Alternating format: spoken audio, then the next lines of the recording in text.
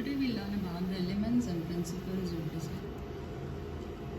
Whenever we move on with the drawing or any kind of design production, we have to look into the elements of it, like what all we move on with the inputting in order to create a design. Let's take for an example of a building or a garment making or any product making.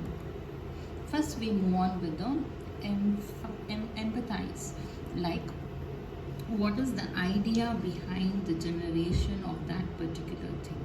Then we move on with the defining of that particular idea. Then ideate, how do I create that particular design.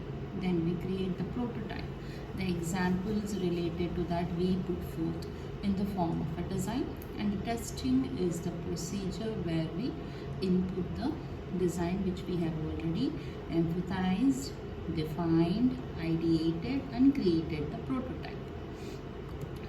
Then comes what are elements of design and what are the principles of design.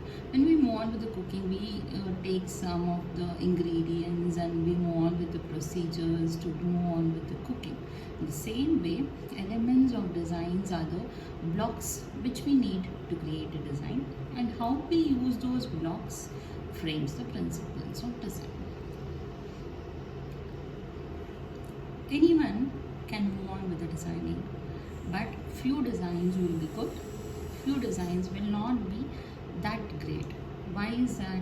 It's the usage of the ingredients, that is the elements, and the way which we use it, that is a principle.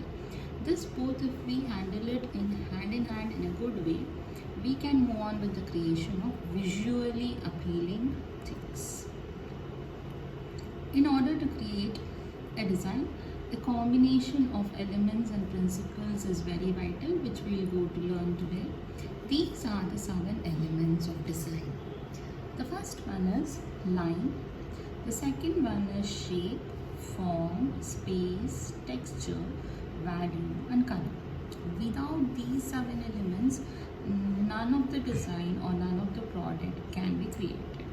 So in order to create a design, we have to have the knowledge about the elements of design, and how can we utilize it is also matters. Lines. These are the different elements that I actually showed in the previous example, like the dot, line, form, shape, space, texture and color. Now we learn in detail each element. Dot. What is dot? This is one of the basic element, and it shows the presence or the location of certain thing. If you take a blank sheet and put a dot on that, does the dot convey a message to you? Yes, it does. If it is a bigger dot, the area will be covered. If it is a vice versa, it will be a minute showing the location of a particular black thing on a white sheet. So dot shows us the location and also conveys a message based on its shape placement. These are the illusion of dots in the dress. Let's see the first one, wherein the dots are placed vertically. Here the dots are placed horizontally. There the dots are placed. Third example, dots are placed in a particular size, emphasizing the shoulder area. Fifth one is the all over dots with the smaller one. Sixth one is the all over dots in the skirts with the bigger dots. And the last one shows the movement. So each dot is conveying a particular illusion in designing. Line. What a line?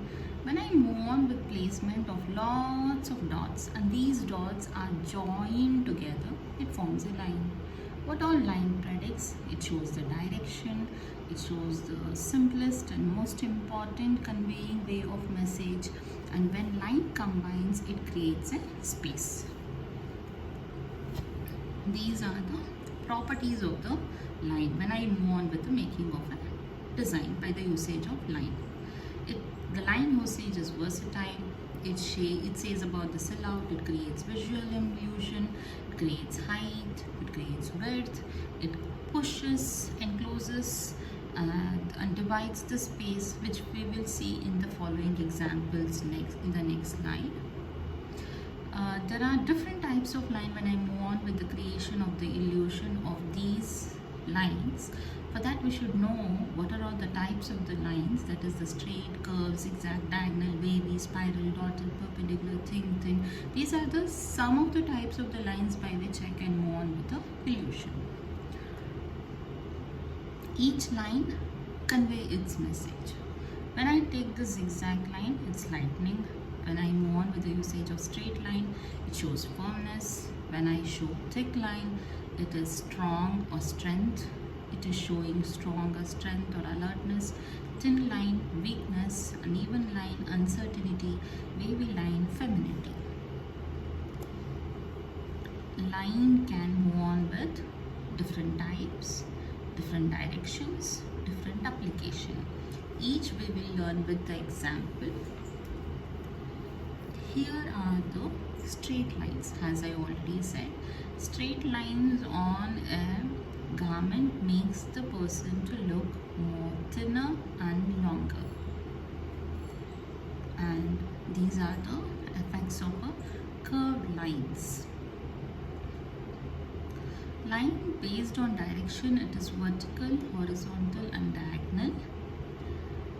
Vertical lines makes the person to look more thinner and taller. Horizontal lines makes the person to look more fatter and wider. And diagonal lines makes the person to look more stylized. These are the effects of the diagonal lines on the garments.